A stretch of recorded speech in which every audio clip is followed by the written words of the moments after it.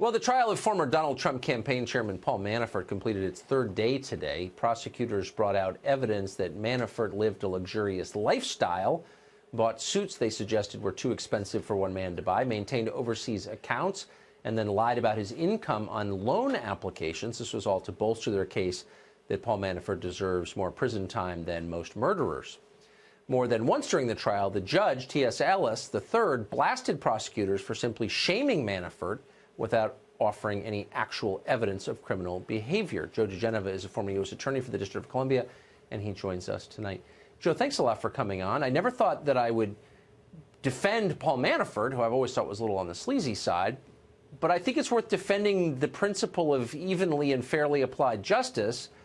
And it's not a crime to buy expensive suits. And you shouldn't get 300 years in prison for tax evasion, right?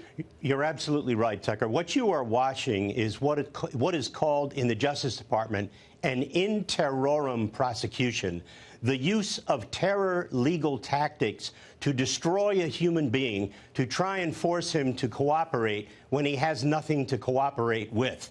And what the special counsel has done, Mr. Mueller, is he has chosen his Jack the Ripper-like leader, Andrew Weissman, to use the type of tactics that are properly reserved for mafia gangs, for terrorists, and they have converted Paul Manafort into this ugly creature. This is one of the most unfortunate moments in the history of the FBI and the Department of Justice.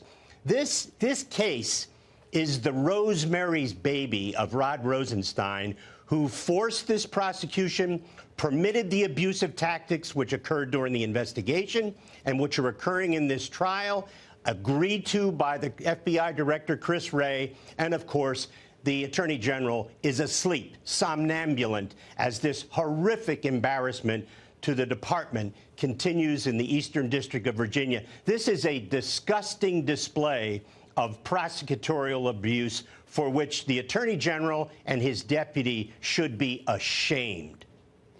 Is there anybody that you know personally who'd with a straight face say, yeah, 305 years in prison seems like an appropriate punishment for tax evasion? Is there anybody who would say that? No is the answer. So how can they charge him with crimes the sentences so clearly disproportionate to the crime?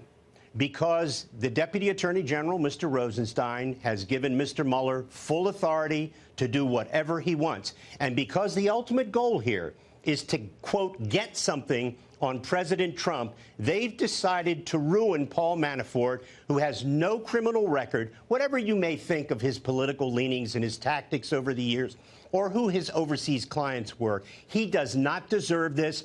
The Attorney General knows that. The Deputy Attorney General knows that. But you know what? They don't care, because they know that Mueller wants to get Trump. That's what this is about. There's nothing for Manafort to flip on, for heaven's sakes. So what you are watching is a bizarre mistreatment of a human being. This is a case that should get 1 to 3 years at most. But Mueller and Weissman and all the people in the department just can't give it up. 1.3 years, a year and 3 months, rather. That's the average sentence for tax fraud in this country. It's unbelievable. Joe DiGenova, thank you for that perspective. This is your world, and we appreciate it.